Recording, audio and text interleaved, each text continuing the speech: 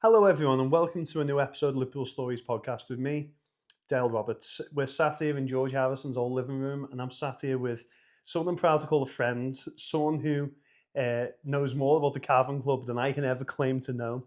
Debbie, welcome to the podcast, and welcome to George's house again. Thank you, Dale. It's good to be here. I didn't realise I'd blend so well with the furniture. Yeah, the floral wallpaper. Ken's wife found this wallpaper because, of course, there's all these iconic images of George at this couch and That's everything. right, But yeah. well, you're matching. It's fine. Debbie, you're from Liverpool, aren't you? I am born Yeah. and bred. Whereabouts were I you? was born in Newsham Park, Okay. Springfield Nursing Home. Wow. Yeah. Chubrook, Yes. isn't it? Yeah. Yes. Yeah, the first house I ever moved to, so I was brought up Walton, County Road. The first house I ever moved to when I got married when I was 21. We moved to Newsham Park, yeah, Chubrook. So I didn't know you were from Well, that Newsham was the Park. nursing home where I was born. Yeah. My mother's family were in High Park Street, which was top of the Dingle, Yeah. which is the road where Ringo's school is at the top. Yeah, So okay. that's where my grandparents lived. Okay, so when you were born, did you go to your grandparents? Was that always? No. Did you live in the Dingle? Oh, it's a long story. My mum and dad had a house in Blundell Sands when they got married and I was born, and then they moved to live with my grandparents in High Park Street, and they were there for quite a while, and then we moved out to Salcombe Drive and Hunts Cross, and I grew up there from the age of about 2 to about 5, just under the age of 6. Circumstances with my dad's business, etc., which is all in the book, that forced us back to my grandparents' house in High Park Street. So that was always a bolt hole for us to go back to. And then my mother had this crazy idea that she wanted to go and live in Wales. She was a bit of a nomad. She wanted to go. She was never happy to settle anywhere. So she wanted to go and live in Wales. And because my dad was a butcher by trade, she found this house with a shop attached, a butcher's shop, on lease in a little village outside Bangor in North Wales. And we spent about 18 months there, and it was an absolute disaster for everybody, for me and for my mum and dad. We ended up back with my grandparents in High Park Street, and then we settled in Mackett's Lane in Woolton. Okay. And when we arrived in Mackett's Lane, it was just fields facing us, and you could see the farmers gathering the harvest in at night with the searchlights on the tractors. And yes, it was idyllic. And then Ford's factory opened, and the council built numerous council estates facing where we lived. And one of the families that moved in, because we were in 147 Mackett's Lane, and one of the families that moved in diagonally opposite were the Harrisons, and they moved into 174 Mackett's Lane. Wow. And my mother became friendly with Louise because they used to go up to the bus terminal together at the top of Rosefield Road on Hunts Cross Avenue there. And they became good friends. And so consequently, when the boys hit the big time and they'd come down to George's house, he'd draw his green jag outside the house, and I'd say to my mum, the boys are back, go and ask Louise if you can, or Louie as she called her, if you can get some photographs, which of course she did. She gave her 4 photographs. Well, with the 4 faces, and the squares. And I sent them across the world, 2 to America, 1 to Australia, and 1 to Canada. I didn't keep one. Wow. Because I had the pleasure of seeing the Beatles, didn't I? Wow. All the 292 times. That's quite amazing. So listen, I've not invited you to George Addison's house just simply to talk about you living on Mackett's Lane, which is really cool, or the links to High Park Street, which again are incredible. Um, Obviously, you've got your book, which is The Cavern Club, The Inside Story, Yes. which is a really good book. And I was saying this to you before we started recording just then. I have read it, and I read it because, of course, I was trained up to be the Cavern Club's tour guide in what was 2018. By 2019, we were doing those tours regularly. Yes. So that was a major resource for me to sort of read and understand, especially for that particular era of the Cavern Club. We're going to mention all about that in full detail. And of course, you say you saw the Beatles 292 times in the Cavern Club, which is absolutely astounding, to say the least. There's no one else who can really make that claim, to my knowledge, whatsoever. So it's quite amazing. But what I want to do, though, is your connection to the Beatles, the Cavern Club, is amazing. And like you've said, you've turned up in your floral top. I turned up in my Cavern Club hat just to make sure there was a reference as well. But I want to know more about you in terms of those early years before we get into the Beatles and the fact that you gave away postcards that were signed by each four of the Beatles. Oh, yes. Listen, I don't want to break your heart, but you know what they're worth. I know, and hindsight's a wonderful thing. Well, my thoughts at the time were, well, I have the pleasure of seeing them and watching them grow from the first performance right to the last performance. And my friends across the globe, all they had was the music, and my knowledge. But and the other interesting thing was because when I left school, because I was swapping and changing schools because my mother had me all over the place, and my dad, Liverpool and Wales, so I was always moving. And then my last school was New Hayes High School off Mather Avenue. And so we jumped the 86 bus, down into the lunchtime sessions at the Cavern. And I started to go to the Cavern in 1959 when it was a jazz club. Wow. So it was a good atmosphere, it was good energy down there.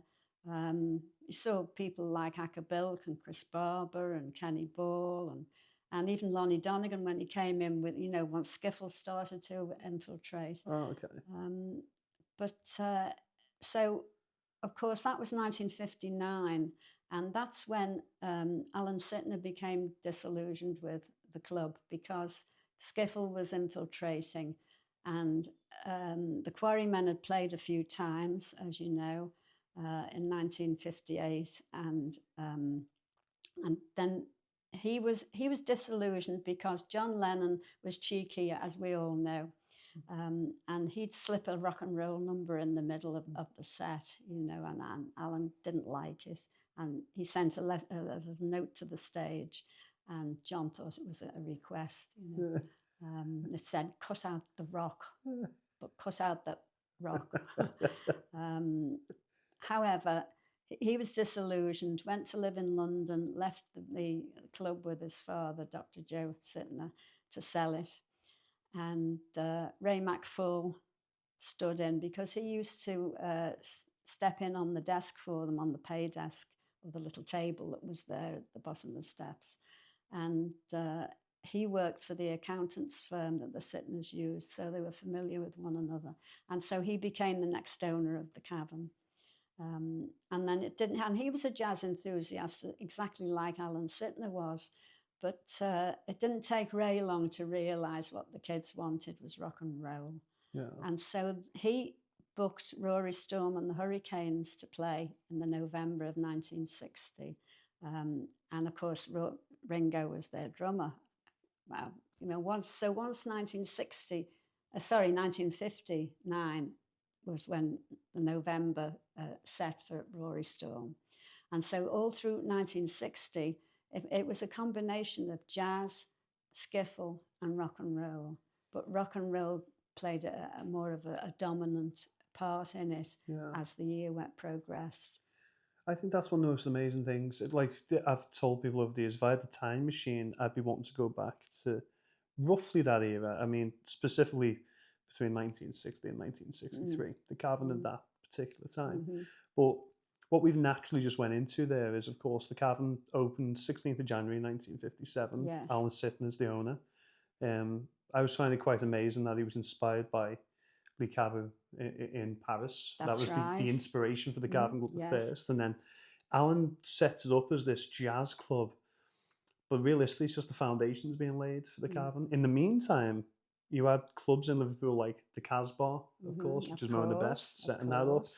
And these skiffle bands that are sort of buying decent instruments and forming decent rock and roll bands, they're playing in the church halls and everything at that point. Right. So between sort of 1957 and 1960, you have this growth of a movement, don't you? But I want to ask, aside from the Cavern for just a moment, did you visit places like the Casbah and the church halls or anything like that? No, I didn't, wow. Dale. Well, the Casbah was out of Liverpool. It was in a suburb of Liverpool. So, and in those days, you know, it would have 2 or 3 buses to get there. Yeah. So no, I never went to the Casbah in the early days, or the church halls. I went to the Mardi Gras when the Cavern, when I first started to go to the Cavern, when the rock and roll kicked in 1960. We used to go and see the Swinging Blue Jeans on a Friday night at the Mardi. And there were a lot of other places, you know, but the Cavern was the main pull for me. I was addicted to it. It was, I don't know what it was, it just had a pull over me. But of course, in 1960, when the Beatles came back from Hamburg from the first visit, and they played Litherland Town Hall on the 27th of December, and the rumours had started to spread then through Liverpool. There's this German group, you know, I believe they're fabulous. They're coming to the Cavern. So we were waiting, you know, in anticipation to see these German guys.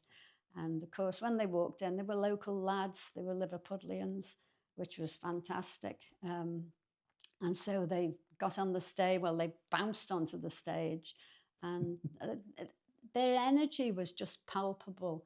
That they were incredible, and they were naughty, you know.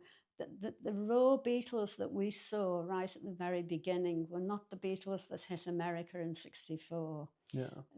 We got the raw Beatles. They were loud, they were energetic, they were exciting, and their harmonies were fantastic. And when they first arrived, there was only 4 of them.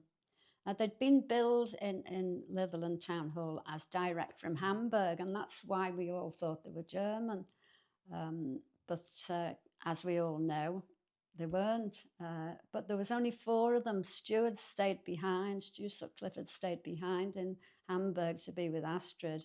So when they arrived, they had 4 gigs in the December. They came back about the 3rd week in December, and they had 4 gigs between the 3rd and 4th week of December. And Chas Newby stepped in on the bass for them to do those 4 gigs, you know. But when they came to the Cavern, there were only the 4 of them. It was the 21st of February when Stu joined them at the Cavern. So we did see Stu with them, you know, the 5 of them, until the end of March, when they went back to Hamburg again for the 2nd time. So yeah, but that first day, that lunchtime session when I saw them the first day, it was just like a light bulb going off. I went home to my dad in Mackett's Lane, and I said, I've just seen a group on the Cavern called the Beatles. Now, you mark my words, they're going to be famous one day. I just knew it. It was instant. Wow. It was instant. That's amazing. It's amazing that the Cavern was the specific draw for you, and the Beatles as well simultaneously, because, I mean, I think it's really cool that we're kind of documenting its history. I think that's amazing. But Alan Sittner, he owns the Cavern from 57 up until 1959. Yes. And at that point, a guy who I think is an unsung hero in the entire story of the Beatles, Ray McFall, comes in. And of course, you know Peter, his son. I do. And I think, if I remember correctly, I think you and I actually were on a bit of a radio broadcast years ago. I think it was Liverpool Live. I was on air, and Peter McFall was called up, and I think we called you up as well. Oh, right. I was on with Kevin McMahon, lovely fella. But yeah, I think we had a little chat about this subject. This is years ago. But Ray is such a hero of the story, because as you rightly say, and you would have known Ray. Yes, Um, yes. like everything for me just shouts of a man of class, of dignity, Mm, and someone who adapted. Like rock and roll wasn't really his thing, but he knew that the kids wanted it. He you knew that did. something was happening, and he adapted the club to make it a rock and roll venue, which then Yes. enabled someone like you to go along and fall in love with this band on stage. Mm. But yeah, I find Ray such an interesting character to sort of uh, research and study, and I think his name's not mentioned enough in the story of the I Beatles at all. agree. Yeah, he was a lovely guy, Ray. Nice Mm, guy. And yes, you're absolutely right. And you mm, know, only for Alan Sitner's vision of wanting to open a jazz club in the cellar at like Le Caveau from mm, Paris, as you mentioned, you know, it was inevitable that it would reach and touch so many people through the Beatles, mm. and inevitably become world famous at the end of it. Mm. You know, it was just extraordinary the way things happened. It was just luck each time. I think if you take out one little chance encounter, the whole stack falls. I Correct. find that the most amazing thing with the I story. know. Yeah. I know. But you fall in love with the Cavern Mm-hmm. and the Beatles playing the Cavern. Mm-hmm. This is 1960 in the Cavern Club. If I know anything about the Cavern's history, which of course I didn't go to the Cavern, I was far too young in terms of the original Cavern. Um, it wasn't exactly a nice venue. I've heard. It wasn't. Yeah. Well, it was and it wasn't. The atmosphere was incredible. It was a fantastic energy down there. Um, but it had, you've probably heard about the infamous smell in the cavern. Yeah. It was a concoction of about 5 or 6 different things. The perspiration from the overheated people, you know, because you didn't take your coat off. It wasn't the right thing to do. It wasn't the cool thing to do. And you had all the condensation dripping down the walls, which had the damp atmosphere. You had the smell of disinfectant coming from the toilets because there were no main drains in the cavern. It was just a cesspit underneath, but we didn't find that out until we bought it later. So the cleaners would top up the toilets with disinfectant every day. So you had that smell as well. And then you had the smell of smoke because a lot of people smoked in those days. And you had the smell of hot dogs and soup from the little cafe at the front of the cavern. And you had the smell of rotting fruit drifting in from the fruit exchange across the street. So it was a combination of all those smells. But you know, when we got inside, we didn't even smell it after about a couple of inhalations, and you didn't notice it. But you'd go home on the bus, and I always went on the top when I went on the deck on the bus. People would go, "You've been to the cavern." You took it home with you, Dale. Wow. You couldn't not take it home with you. That's how pungent it was. Wow. But yes, I don't think it would sell. But it's crazy because that is like part of the advertising of it. Like the amount of people I've always heard, it's like you went home with the smell on you. You did. It's like it's incredible that everyone knew someone had been in the cavern. It was the talk of the city because the smell carried. Yeah, I absolutely. find that amazing. But yeah, I find it quite incredible because the Cavern Club to this day has fire exits. If people look at the bricks, you can actually see there's ventilation built in. And there's air conditioning in the Cavern Club. But yeah, you go in there and there's still people who complain about the heat. And understandably so, it can be really hot when it's packed out in there. But the original Cavern, one way in and one way out, no fire exits, no working toilets, you know.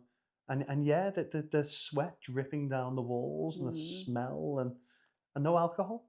No alcohol. No alcohol and people wearing the coats. We introduced alcohol in '67. When we bought the club, my father was approached by a good friend of his, Joe Davey. He had a cafe in Duke Street called Joe's Cafe, and it was open in the afternoons and then from 7 o'clock at night up to 4 o'clock in the morning. So all the groups used to go for a meal after their gigs, to Joe's. So he was involved to a certain extent in the music fraternity. And he was a lifelong friend of my dad's. And he approached my dad and said, Alf, I've got the chance of buying the Cavern. Would you come in with me? Because I can't afford it on my own. So my dad then came to me and said, I've got the chance of buying the Cavern. What do you think? I said, what do I think? And suddenly I had to think on my feet, because I had a good business head, even though I was a fanatical about the Cavern. I said, take it. I said, I've seen it peak and I know it can happen again. I think you should do it. And on my say so, he and Joe put their bid in for the lease, and they won. But there were three things. Liverpool Corporation, as it was then, said we had to adhere to three things. And you mentioned new entrance, there was no egress out of the Cavern, only the one entrance, and it was less than 4 feet wide. So that was the only way in and out of the club. And there was no drains, no main drains in the Cavern. So we had to move everything around, and ventilation. So they were the three things. That sounds like it's landed on our head. Wow. So I know people watching it won't be able to hear it, but yeah, it sounds like an aeroplane's landed on top of the house. So they were the three things that we had to adhere to before we could reopen the Cavern. So when we got the plans and the day we got the keys, which is the 18th of April, 66, we opened up where consequently the new Cavern entrance is now the same position. Yeah. That was number 8 Matthew Street. So we went into number 8, and it was just desks and offices. And at the far end, at the far back, there was an old wooden staircase which led further down into the cellar beneath, because Matthew Street's on an incline. So that's why you have to go a lot deeper into the new Cavern now than you do, or you used to have to do with number 10 Matthew Street, the original Cavern proper. That was only about 11 or 12 feet below ground level. And that's the reason, because the street slopes. So when we went down the staircase, we found the sound studio that Nigel Greenberg had, Cavern Sound Limited. And that was number 8 Matthew Street. Now, there were four directors in that sound studio, Cavern Sound Limited. There was Nigel Greenberg, Peter Hepworth was his partner. There was Bob Wooler and Ray McFall. Yes, that's right, Ray McFall. Four of them. Ray, Bob, Peter and Nigel. And so we checked the studio. It was beautiful, but it was completely empty, but soundproofed. So we came out of number 8. We were in darkness with torches, because there was no electricity. Went through everywhere, came out. Then we went back into the Cavern proper to check everything in the Cavern itself. That was a dream come true for me that day. Wow. Because it was but it was empty. It had been closed since the 28th of February when the bailiffs went in. And when we got down there, the old pay desk, the little wooden desk at the bottom of the stairs, was still intact. All the wooden chairs in the middle were all haphazardly replaced, after the kids had stacked them up against the wall to barricade the door. But I was able to go in and stand on the stage and get a look of what the bands, or the groups as we called them, the bird's eye view that the groups got from where they were playing, which was like, a spine-tingling moment. Yeah. Yeah. You know what, Debbie? We're going to get into all the details of this, but I want to go back because obviously you saw the Beatles so much in the Cavern Club, and I don't want to kind of gloss over that, because that's such an incredible experience to see the Beatles in the Cavern Club, and the evolution of that 2.5 years of them playing so often in the venue. I think I really want to home in on that, because you mentioned just then about Joe's Caff, and the late night offering of food and the ability to sit inside the place. But this is one of the most amazing things, I think, that almost gets glossed over when people just talk about the Beatles and the Cavern Club and its history. But there was an entire scene taking place in a half-mile radius of Matthew Street. So you had Yes. the Cavern Club, Yes. where people listened to the music. You had the Iron Door as That's well around the right. corner. Yes. You have the Grapes, where people are drinking alcohol before and Yes. after the gigs. Yes. You had Joe's Cafe, where they were eating the food. You had Yes. Frank Hesse's on Yes. Stanley Street, where you were able to buy their instruments with the likes of Jim Gretty, who was able That's to right. teach them chords. And then around the corner, you have Nems, where Yes. people were able to buy the records. So within a half-mile radius, you have a musical movement taking place that's bigger than maybe anything that's ever went before it, bigger than what happens in New Orleans. It's this musical movement of excitement that's all concentrated in a half-mile radius Yes. of the city centre of Liverpool. Yes. And you were at the heart of that. You I were know. in that music scene, watching the Beatles, taking in that excitement. And I want to talk more about that. So how did it feel to be part of that, a musical movement that completely changed the world? Oh, it was phenomenal. And we couldn't wait, to get down there. I used to leave school at 12:30 or whatever it was and disappear because I was in my last year of school anyway. So I'd get the bus at the bottom of Mather Avenue, Heath Road, 86 into town. We used to go to the second session. There were 2 lunchtime sessions at the Cavern, 12 till 1, and then everybody out for a quarter of an hour, and then 1:15 to 2:15. So that's the one I always used to go to, the later one. I couldn't wait to get down there, Dale. And, in the evenings, mostly, you'd queue to get in.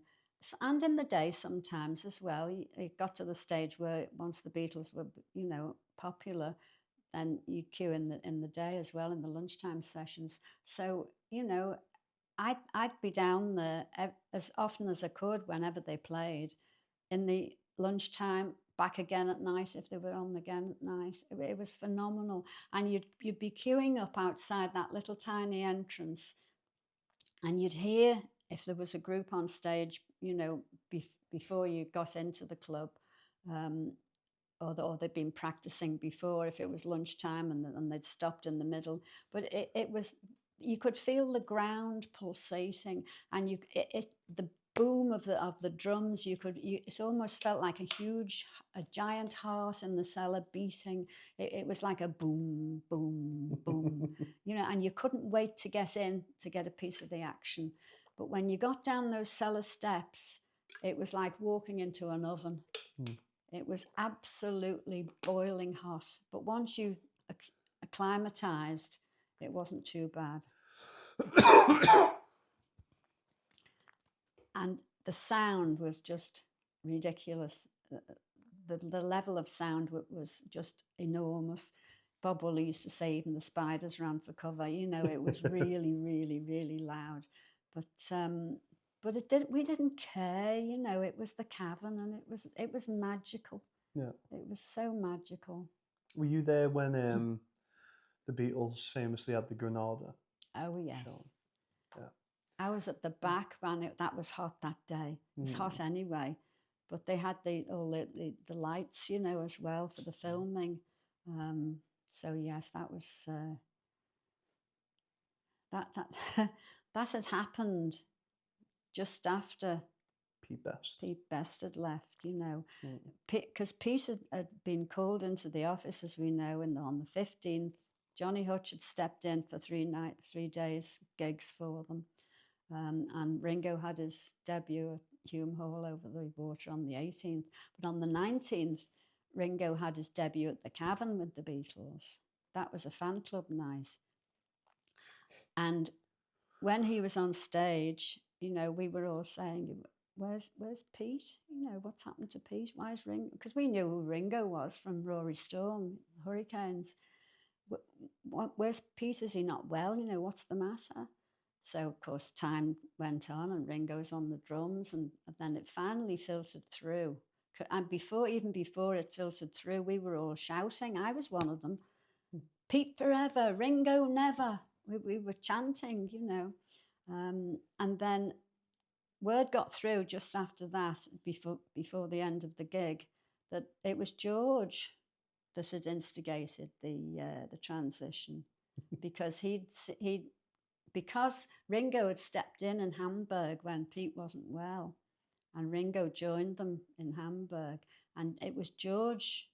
We know now, we didn't know then, but word would filtered through that night that George had something to do with it. And somebody gave him a black eye as well. Yeah, outside the cavern, wasn't it? Yeah, he got a black eye for that night.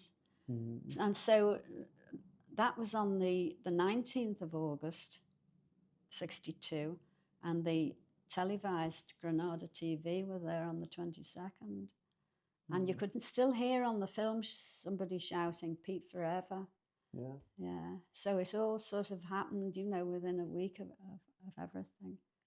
It's incredible, isn't it? But you're right. I mean, it's one thing I always find so amazing about the Merseybeat scene is that this exciting happening that's taking place. But the Beatles weren't the only band. Obviously, they were your favourite band at that time, Yes. but they weren't the only band. So I have always thought it's incredibly strange that Rory Storm and the Hurricanes were always competing alongside the Beatles for that #1 spot of the best Liverpool and best Merseybeat band. And then all of a sudden Ringo joins and goes to the Beatles. And I think that I can imagine that's so controversial. Oh, That absolutely. happens. It's not a surprise. But did you have any other favourite bands at that Oh, time? yes, of course. Wow, we had over 300 groups in Liverpool. The big three were fantastic. Jerry and the Pacemakers, Billy J. Kramer, the Foremost, the Searchers, the Undertakers, the Merseybeats, the Escorts. Where do you stop? Yeah. You could go on and on and on. We had fabulous groups in Liverpool. Yeah. There was a band called Dale Roberts and the Jaywalkers. I know, yes, I remember them. I've heard many good things about them, but I'm glad you remember them. Yes, I'm I of do. no relation, but it's so strange because obviously working for the Cavern and my name's Dale Roberts, it's like, people have asked me about it over the years and nope, never got to see them. Don't know who they are. Well, I did. You did? Yeah, I did. Yeah, they're a good group. Yeah. Yeah. I love that. Yeah. Yeah, so you have this exciting time of seeing the Beatles so many times, being part of this exciting musical movement. But going back to Ray McFall for a moment, I mean, the Beatles leave. I mean, that's the big thing, isn't it? The Beatles, obviously, they go down to London. They've got the record deal. They're off to the United States, 9th of February 1964. They're over there playing on the Ed Sullivan Show to over 73 million people. Before that, though, I know that there was a concentrated effort, or at least I've heard about it, and I'd like to know your thoughts about it. But after the Beatles released Love Me Do, that was obviously a huge moment, but the fans knew with Please Please Me, when it was being released, they knew that if it hit the top spot, they would lose the Beatles. Now, I've heard over the years that many of the people, the Cavern faithful, would rally together to make sure people didn't buy the record. Absolutely. Is that true? Yes, and I was one of them. Yes, it's spot on. Because Love Me Do was released on the 5th of October, 62. And it went in, when it was released, all the regulars said, don't buy it. Because if you buy it, we might lose them. And I was one of them. I never bought it. I got my first copy of Love Me Do about 2 years ago. Somebody bought it for me for my birthday in the Adelphi from one of the stalls there. And so I was one of them. I didn't buy it. And of course, only went to number 17 in the charts. Yeah. So, but then, of course, in January 63, when Please Please Me was released, then we knew we were on, we thought, well, that's it, we're on a slippery slope here, because, and of course, as we know, the 3rd of August, 63 was their last performance. When we got down to the Cavern for that performance with the Beatles, their last performance, Bob Wooler said, this may be the last time you'll see the Cavern here, the Beatles. And we thought, well, because he'd said maybe, he'd left it open. So we thought, well, maybe we might see them one more time, but no, he was right. But on that particular day, on the 3rd of August 63. The lights fused in the cavern, as they often did. Again, condensation running down the walls into the electrics. Pitch black. Paul gets onto the upright piano, which was on the stage, and he starts to sing and play, not Hey Jude, When I'm 64. Now, we'd never heard that before, and he kept us entertained in the dark. That's crazy. And it wasn't even released until 66, 67. I can't remember who it was who claimed that when the place went pitch black dark, John Lennon might have been heard saying we should never have come back. I've heard that John felt regret in that moment for coming back, not necessarily because of the disaster of the place going dark, but he'd already felt like they'd sold out. And we know that by 1964, with the big homecoming of the Beatles and over a quarter of the city's population come out, again, John would go on to say he didn't like that because he felt like they'd sold out. And they were no longer themselves. They were in suits, and it felt embarrassing for John. I know. So it is an interesting thing to consider that we know this as well in later years with John. He'd have his interviews where he'd say all the best stuff that the Beatles ever produced was never recorded, which I find quite incredible as an almost vindication of Pete Best. In that quote, John always claimed that the best stuff was never recorded. And that was the stuff that they were doing at the Cavern. Pure, straight rock and roll music. It was wonderful. And John admitted somewhere along the line that his happiest days were when he was on the Cavern stage. It's amazing, isn't it? Yes. And you were part of it. Oh, it was the rock and roll that got us. They used to do all the covers in the beginning. Little Richard, Chuck Berry, and they'd throw other songs in. Paul would sing Till There Was You, or Besame Mucho. John would sing Anna, and he'd sing rock and roll music and Money, and Paul would sing Long Tall Sally, and George would sing Roll Over Beethoven, or he'd sing the Sheik of Araby, but he used to sing the Sheik of Wavertree because that's where he was from. But they were comedians, Dale. Yeah. They were naughty. They were funny. They were just local lads messing about. They'd have a bread roll and a cup of tea on the stage, and they'd have a bite in between, and because of the proximity of the stage to the audience, it was as close as we are now. If you were sitting, you would be where the stage is, and I'd be where the audience was. So you could ask for requests, you could practically touch them, you could have a conversation with them in between. It was like a family party every time they played. It was very familiar, and it was just lovely. The atmosphere was incredible. Once they hit America, 3 years to the day, from the 9th of Feb in the Cavern to the 9th of Feb on the Ed Sullivan Show, there was no comparison as to what the Beatles were like then, to what we saw. We were so fortunate. We got the raw Beatles. Yeah. They were fantastic. So the Cavern Club, after the Beatles leave, it starts dwindling with its popularity, doesn't it? So not as many people are going, because let's not forget, it's not just the Beatles who leave, but it's Jerry and the Pacemakers, it's the Searchers, it's the Foremost, it's Billy J. Graham and the Dakotas, even Scylla. She's eventually on her way too. So Brian's taken those groups. They have to go to London because that's where the work is, it's where the studios are. So we understand that. I think anyone from Liverpool understands that the Beatles had to leave the city. We get that. But the fans were right. In boycotting the records, in many ways, they knew that was the downfall of the Cavern and the Merseybeat scene, was to lose the bands to London. So they leave. And in the meantime, Ray McFall is scrambling to pick up the pieces. And I think it's so unfortunate because I think Ray has created a movement. He's been part of that alongside Bob Wooler and Bill Harry. He's created this Merseybeat scene, and he's given it the chance to flourish. He's given them a platform on the stage. And I feel really sad whenever I chat to Peter, and he talks about his dad, because I talk about his dad with such passion, I know. but he knows that his dad was heartbroken about the bankruptcy. I know he And was. I feel awful for Ray because I think it was completely out of his hands and not in his control in many ways. But the bailiffs come in, they close down the cavern, there are protests taking place, but that's when your dad steps in, and Joe as Yes. well. So this gets us to 1966 with the Cavern Club. You know, you said all of a sudden they had to implement fire exits and, you know, mandatory safety and everything, rightly so.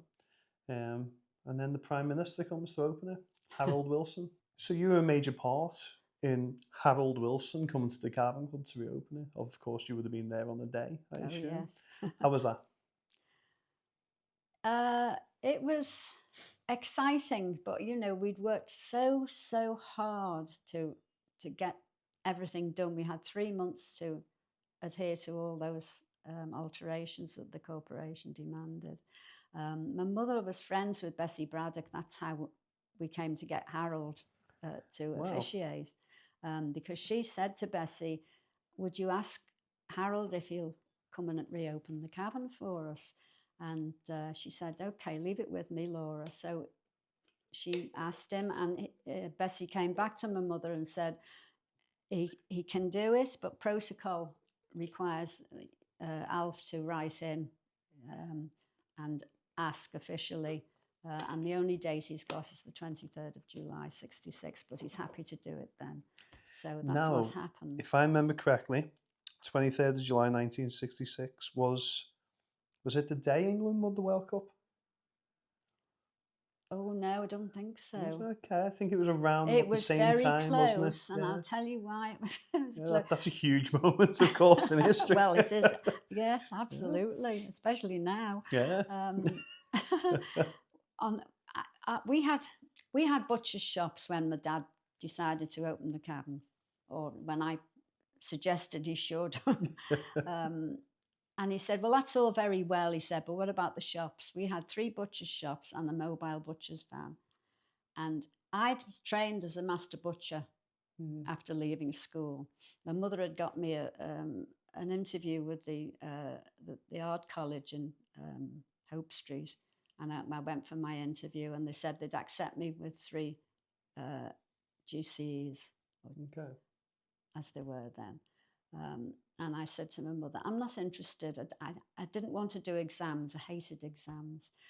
So she got me another interview to do a window dressing at George Henry Lee's, and I had to sit through a big interview for that, and I passed. And she said, "Well, look, now all you've got to have is so many certificates." I said, "I'm not interested. I don't want to do exams.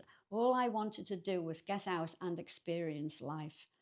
I wasn't interested in studying." And so I left school in the July, and I think I was 2 weeks into the summer holidays, because I'd said to my dad, "Can I come and work in the shop for you?" And I'd been there from the age of 12 as a Saturday girl, you know, in between school. And he said, "Well, have your 6 weeks break, you know, that you'd normally have with school, and then join in the September." After 2 weeks, I was bored. And I said, "Can I start now, please?" So that's what happened. So I'd worked my way up as a master butcher for my dad. My mother was absolutely mortified, as you could imagine. And she had to accept the fact that that was the way it was. And so when we got the club, when my dad signed for the club, he said, "It's all very well," he said, "you saying you buy the cavern. What about all the shops?" And I said, "Well, I'll run the shops. You run the cavern with my mum. We'll sell the shops off, and then I'll come and run the cavern for you." And that's exactly what happened, because I'd been not live buying, but I'd been buying to the abattoir with him twice a week anyway. So I knew how to buy. I knew how to recognize good meat, you know, from poor meat, and I knew exactly what I was doing. And so that's what I did. So I managed the shops. We had one in North Hill Street, coincidentally, which was diagonally opposite Admiral Grove, where Ringo lived. And Elsie, his mum, would come in to our shop on a Saturday morning. She'd pop a 10-bob note on the counter, and she'd say, "The usual, Deb. oh, Richie will be in later for it. And Richie had come, I knew him as Richie. He'd come in and stand in the doorway in the corner, and he'd just look at me, and I'd say, have you come for your mum's meat, Rich? And he'd just nod. And I'd have to take the same order every week, half a leg of lamb and a quarter of boiled ham. I'd take the change on the order and hand it to him in the doorway, and he'd go off back to Admiral Grove. And my dad used to take the butcher's boys for a round of drinks on a Saturday after work. And we'd go to the Lothian pub, which was on the corner. Lothian Street was a continuation of Admiral Grove. Okay. And the Lothian pub's still there, to my knowledge. And we used to go around the corner into the little snug round the left-hand side. And Richie would be in the snug very often when we went in. And my dad would say, all right, Rich, having a drink? I'll have half, he'd say. And we'd go into the main bar then after. So that was another connection, that we had with them. With that in mind, can I ask them? Obviously, you would see Ringo around. Mm-hmm. Mackett's Lane, the connection there. Obviously, you might have occasionally seen George around that area, I'd assume. But did you have, obviously you were a fan of the Beatles, to see them there 300 times in the Cavern, you were a huge fan. Mm-hmm. Did you have that personal connection with any of them? But was the... No, nothing personal with any of them. Okay, that's interesting. So you were a fan of them and you'd admire them from the stage, but that's incredibly interesting. Yeah, I mean, Paul was always my favourite. If I had to choose out of them, but I never had anything personal with them. Yeah. How old was you when you were going to see the Beatles? I was 16. 16, okay. I was very cautious not to ask, did you ever go on a date with any of them? Until I knew that answer. No. No, it's quite amazing, really, because I've chatted to a few people from that Merseybeat scene who always spoke about the fact of, I went on a date with them. That I've always said, and my own little Beatle claim to fame are completely irrelevant compared to the people I chat to and meet quite often. But my dad always spoke about the fact that basically his auntie went on a date with Paul McCartney, and that was her claim to fame. She lived on that for the rest of her life. She went on a date with Paul McCartney. Yeah, it was my great auntie. But yeah, it's amazing to think how personal that Merseybeat scene was. So that's why I wanted to ask, was there ever any encounters or anything? No, it was a very personal scene. You're absolutely right. It was only when Paul came back to the Cavern with Linda in 1968 when I got to really talk to him. Wow. For a good half hour. That's amazing. The stories in the book. I was at the hairdresser's. My dad was stocking the bar. We called it the top bar because we'd moved the entrance to number 8. And in walks Paul. And my dad put his hand out to shake his hand and said, Alf Geoghegan, the Cavern. And Paul said, Paul McCartney, the Cavern. He said, I've got my new girlfriend outside, Alf, he said, in the car. And I'd like to bring her back to show her where it all began. But he said, I've got to go over the water. I've got a record player in the booth. I've got to deliver to Ruth, to my stepsister. And I'd like to come back in about an hour if that's okay. So my dad said, yes, okay, yeah, fine. He said, okay, on one condition. And my dad said, what is it? He said, you don't bring the press in. And my dad said, okay, you've got it. So, of course, we didn't know whether he would come back. And I was at the hairdresser's, so I'd missed all of that. I came back. My dad's still stocking the bar. He said, we've had a visitor. And we had visitors all day long, as you do now. Yeah. Streams of tourists all day long. I said, who was it? He said, it was Paul McCartney. Oh, I said, have I missed him? He said, oh, don't worry, there's a chance that he might come back.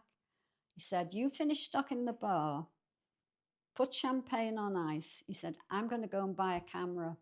So my dad went to Photo Optics by Dale Street, bought a Yashica camera, told the guy, the photographer, that he wanted him to come back to the Cavern to set the lighting on the apertures on the camera.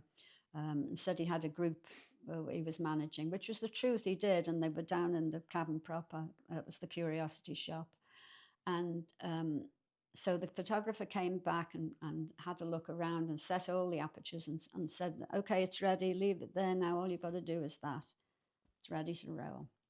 Okay, so we waited. In the meantime, my dad had rung Paddy Delaney and he said, Paddy, get yourself down here as fast as you can. I can't tell you why, but you won't be disappointed. So, of course, when Paul and Linda finally arrived back, we closed the door to stop the tourists.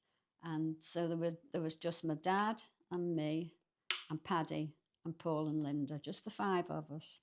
And we're in the top bar and Paul wanted to talk about the early days, you know, what it was like. And we messed around and, you know, all the rock and roll. And he wanted the nostalgia of reliving those early days again.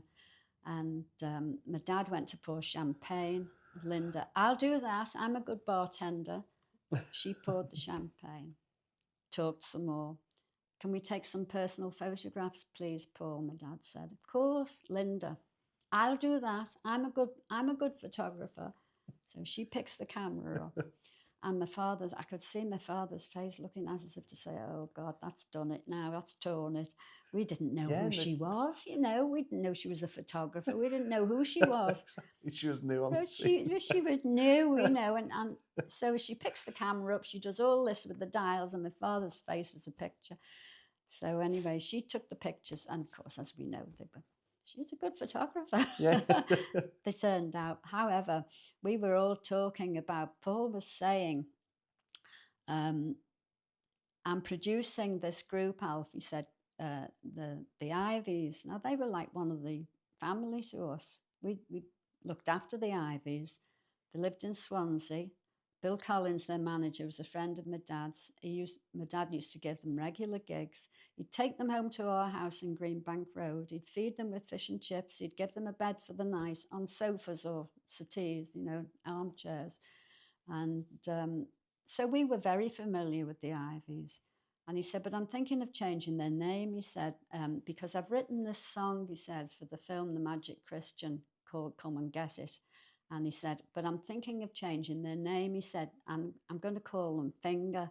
And my dad said, oh, I don't like that, Paul, that's bad. and Paul said, bad Finger. Thanks, Alf. And that's how Badfinger got their name. Okay, wow, that's interesting. That's very interesting. And because he said he'd been to Ireland not long before this, and he'd been to a cemetery, and he'd seen a statue in Ireland, and the angel had her finger in the air like that, and that's why he wanted to call them Finger. Okay, that's very interesting. Okay, wow. I could imagine over the years you've crossed paths with Joey Molland many more times. Yes. Obviously, we lost Joey, didn't we, just a few years ago, unfortunately. I had the pleasure of meeting Joey a couple of times, not having a great in-depth chat or anything. I just got to be in his company. But yeah, one of the nicest moments for me was I think it was 2022. That's right. He was on stage in the Adelphi, and it was the last Beatle week he would have been at, and he was on stage and he played Baby Blue on stage with, I think it was McDonald's Farm, with a great band. That was a special moment. Yes.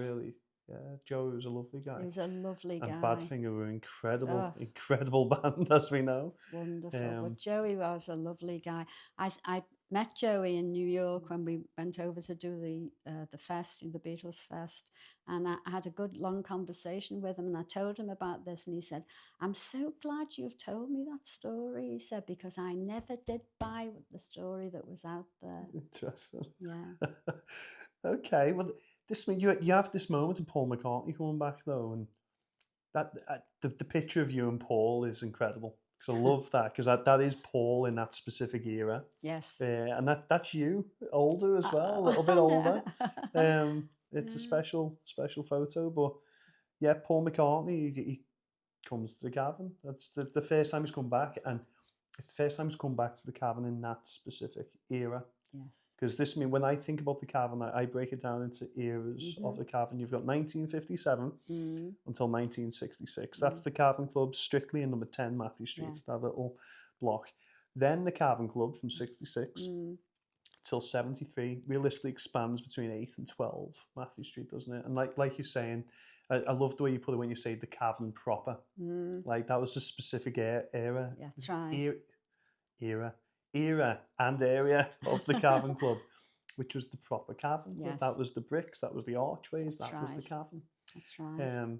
And then in a moment's time, we'll cover the subsequent eras of the Cavern Club from there. But that Paul McCartney returning back to the Cavern Club was a huge bridge, I think, moment in the Cavern's history. But you know that the special part of that day was when we went from the top bar, we went down the new staircase down into the cavern proper, and Paul, the curiosity shopper, on the stage rehearsing, they went silent when they saw Paul because he just went, "Hi, lads."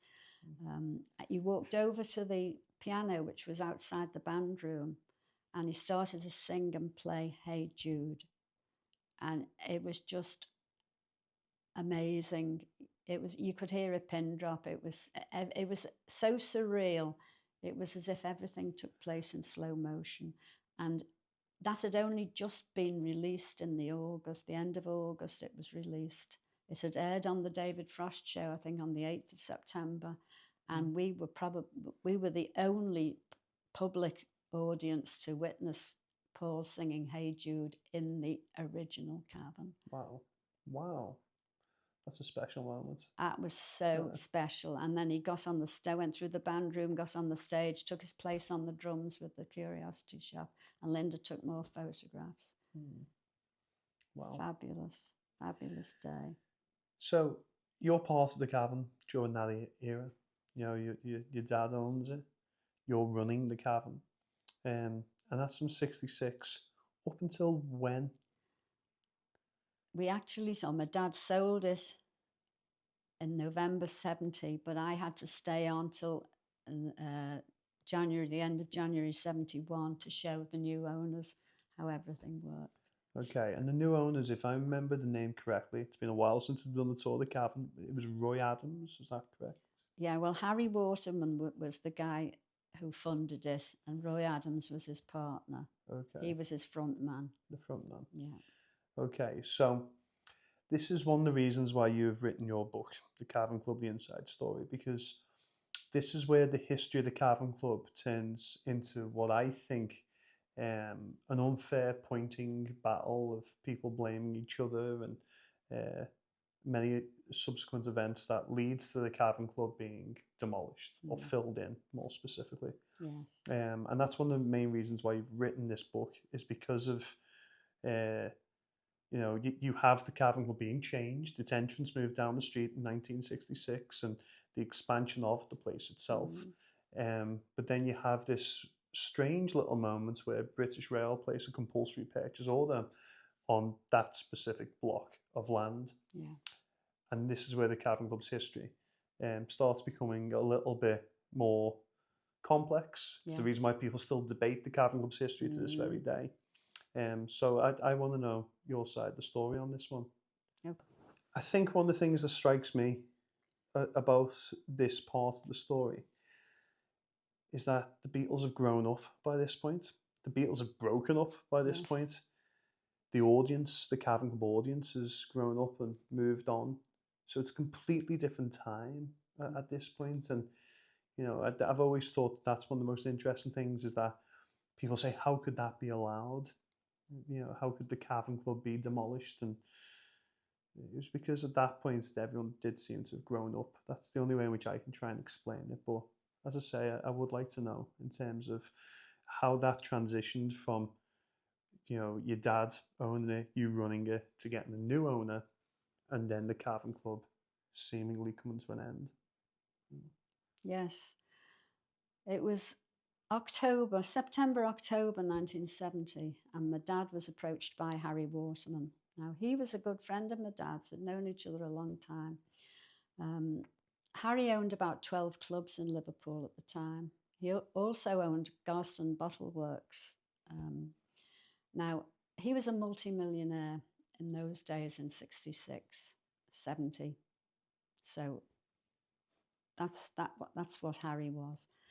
And he approached my dad and he said, I'd like to buy the Cavern, Alf.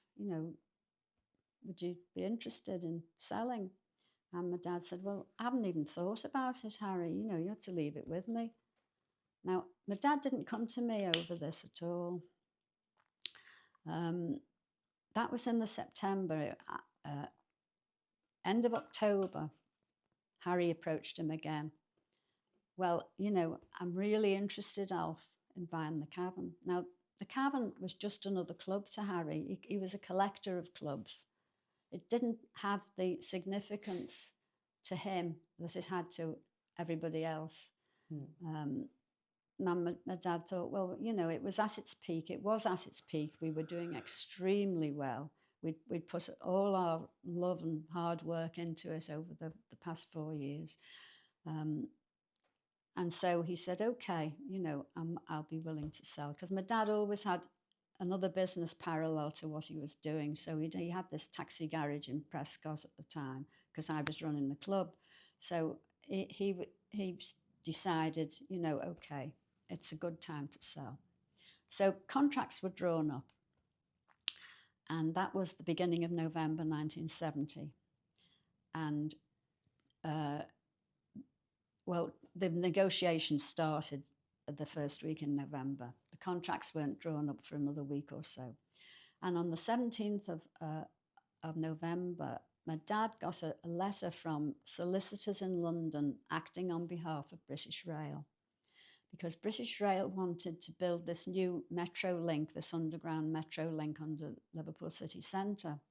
Now, the land that the Cavern stood on belonged to British Rail. They owned the land. And they wanted the land or the site for a proposed ventilation shaft for this new underground system. And they were going to put a bill before Parliament in January 71, and if it was passed, that would give them the power to compulsorily purchase the Cavern, the building of the warehouses and the Cavern. So my father gave the letter to the solicitor and said, you know, look, they need to be aware of what's happening here, you know, that the new owners need to know what's going on. A week down the line, he got another letter saying from British Rail solicitors saying if the new, or not new owners, because they weren't aware of who they assumed, and that it was still my father,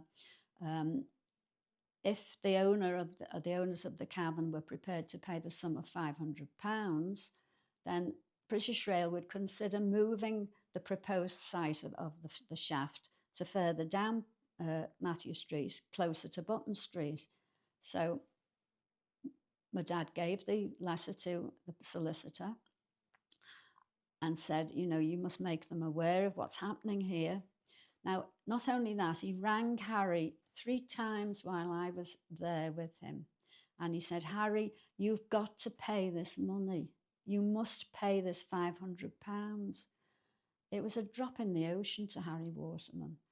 He said, you know, it's so important to keep the Cavern. Aye, okay, Alfie. So that was the first. The second time, my dad really, please, Harry, pay this money. It's not just another club, Harry. It's, you know, it's a music mecca. It's a shrine to the world. We're inundated all day long with people coming to see it. You mustn't lose it. Aye, all right, leave it with me, Alfie. The third time, because my dad had heard nothing in between, third time, Harry, you've got to pay this money. Ah, well, Alfie, he was apathetic, Harry. I'll let Roy decide. And that was the final phone call. It was like sliding doors. It was literally 10 days between the contracts being signed and the letters arriving from the solicitors in London. If we'd have still been the owners of the Cavern at that time, the original Cavern would still be there today, because we wouldn't have hesitated to pay that money. And Harry Waterman could have bought and sold dozens of people. He was a multi-millionaire. He could have easily paid that money, but he didn't. It's tragic, isn't it? Oh, it was like a bereavement for us, Dale. You know, we'd poured all that hard work and love, and it was just, we couldn't go down Matthew Street for years after that.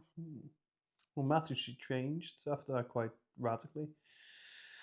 So in 1973, they bring in the wrecking ball and they demolish the buildings on ground level. They fill the Cavern Club itself full of its own rubble and knock down the top of its archways to prevent the build-up of gases. And then in the meantime, they moved the Cavern in name only to the other side of the road. That's right. It remains as the Cavern for 3 years until it changed the name to Revolution. Yes. And then after Revolution, it changed the name to Eric's. That's right. And Eric's is still a venue there in that old fruit exchange on Matthew Street. And Eric's was legendary in the punk scene. Yes, you know, yes. Many greats played there. Frankie Goes to Hollywood, Dead or Alive, Flock of Seagulls got their band name from a drunken night out in Eric's. I think that's cool. Loads of greats played there.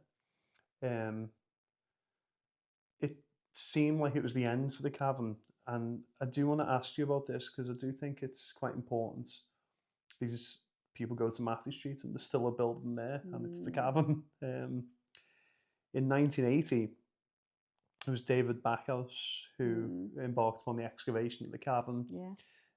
Discovering its foundations weren't stable, and also discovering that water flows underneath Matthew Street, which was quite incredible. I believe that was a revelation to everyone at that time, that there was a underground sort of stream of water. Yes, it was quite large, apparently. Yeah, apparently, people, there's a picture, I believe, I've seen it, with people in boats rowing in it. Yeah. But it seems like it's a man-made water shaft, and that prevented, I believe, the ventilation shaft being built, was the water that's underneath it, which is crazy. And I know there's a quote on Matthew Street from Carl Jung, which is "Liverpool is the pool of life." Yes. I think that's quite amazing to consider, that when the Beatles were playing on the stage at the Cavern, there was a stream of water unknowingly flowing underneath them. I just think that's, I don't know if it's beautiful or magical, but it's certainly quite special. And of course, people refer to Liverpool as the pool. Yeah. Don't they? But you know, the thing that you're absolutely right, everything you say. The thing that prompted me to write my book was Nigel and I were coming home from Southport one Saturday along the Strand, and now they'd had 2 years nearly to save the Cavern and pay that money since we told them, since the solicitor gave them the letters, and my dad rang Harry.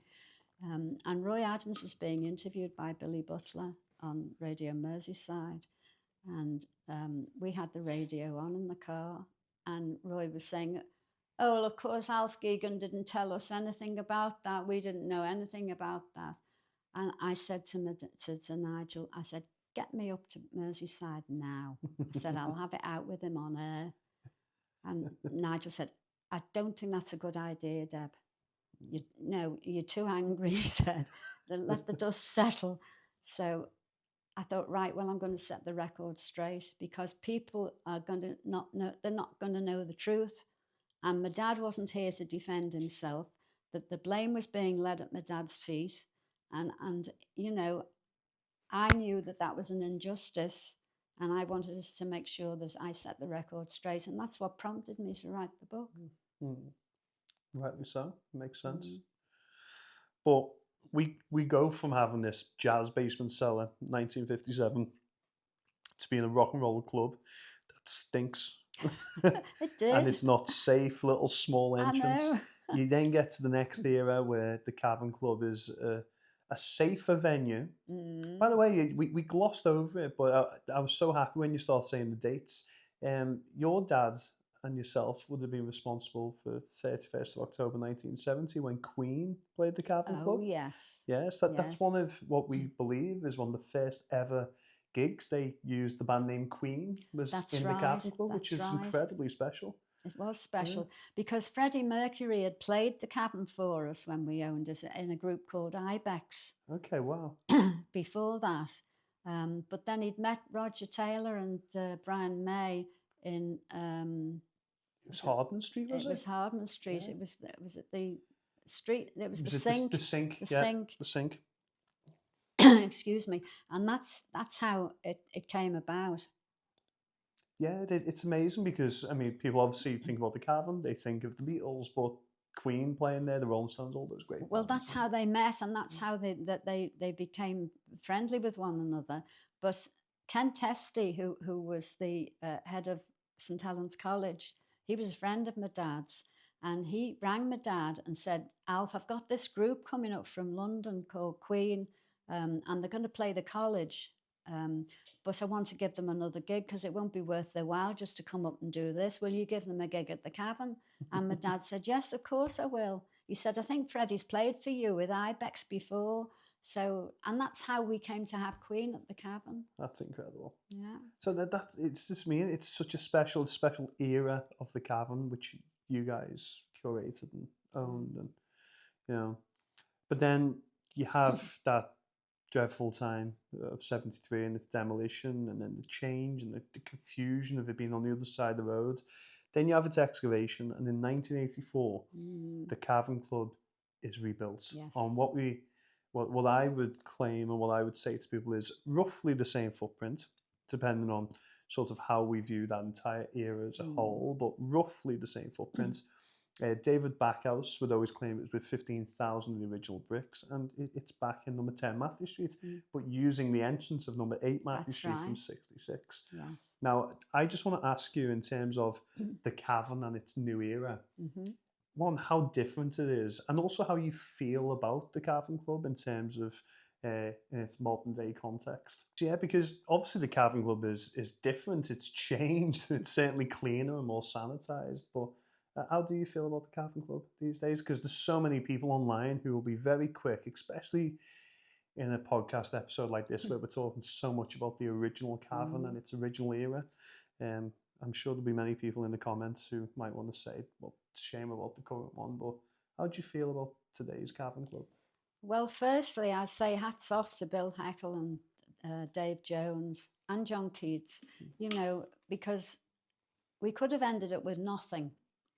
So thank goodness we've got it, and it's developed and arrived at the point that my dad had a vision of, where it would become huge, for the whole world always be there for the whole world to enjoy. Excuse me, but it's the only difference that I can feel in the Cavern when I go down there.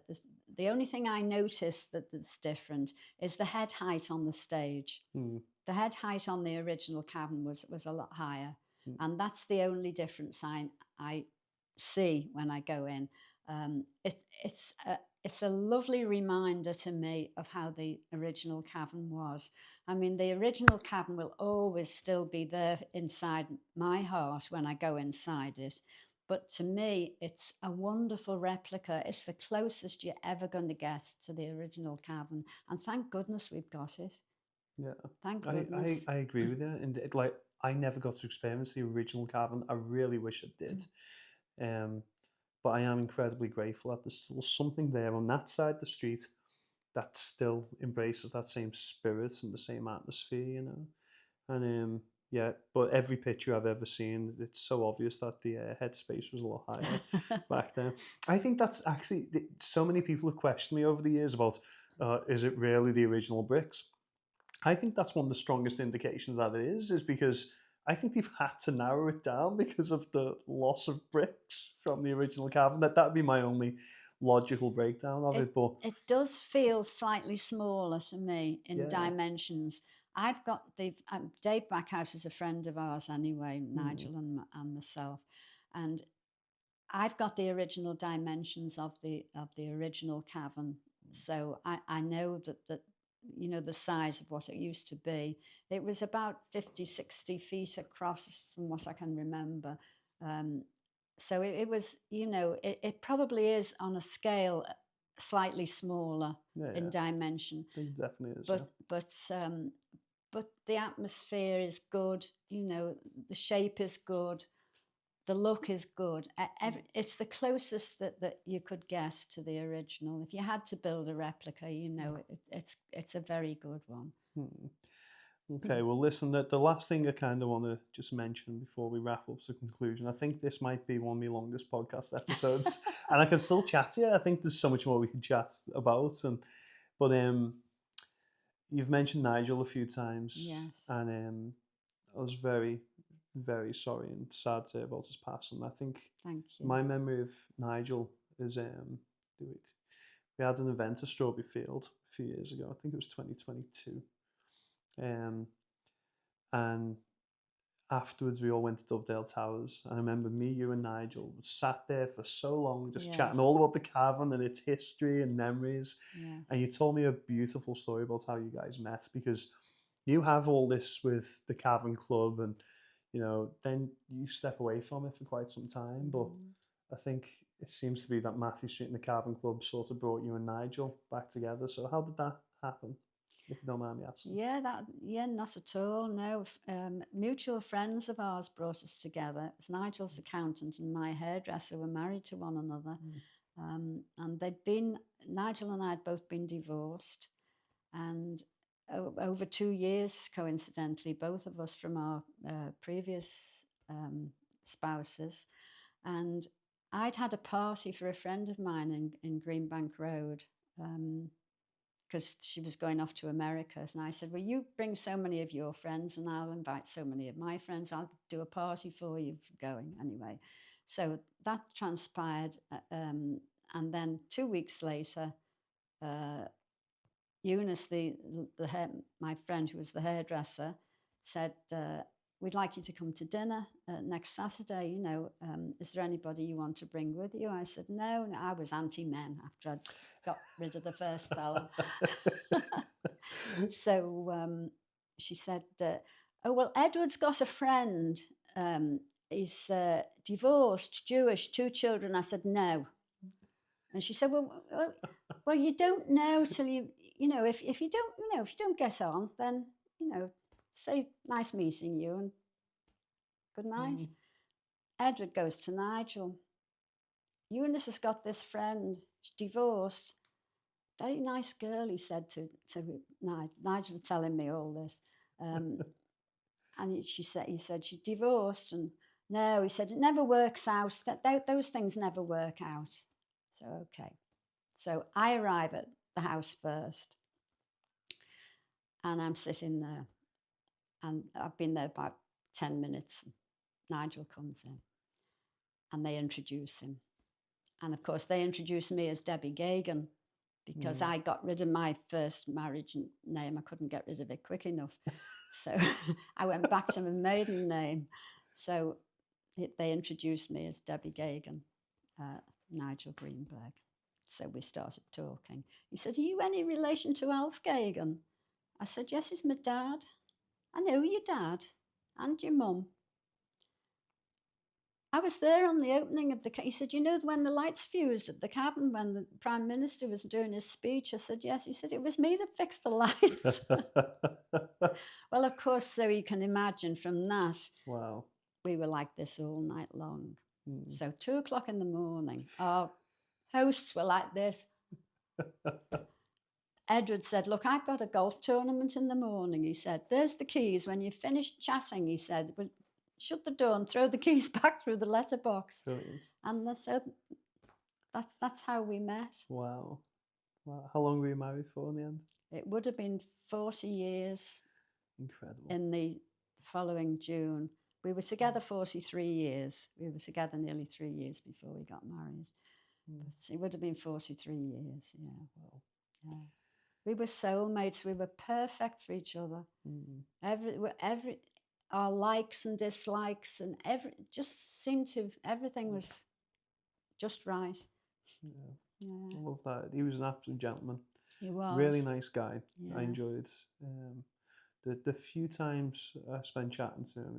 He was good fun and really nice, warm character. But so are you, and it's honestly been an absolute pleasure chatting to you. Thanks, as Dale. always. It's been a pleasure. You've got a copy of your book there. I have, yes. Let you see it. And I'm going to have this book, Debbie, and I want you to sign it for me as well. I've signed it. You've already signed it? I've signed it. Oh. I'll dedicate it if you want me Thank to. you so much. No, it's been a pleasure chatting to you. Oh, thank you. So it's much. been lovely. Thank you, Dale. It's my pleasure.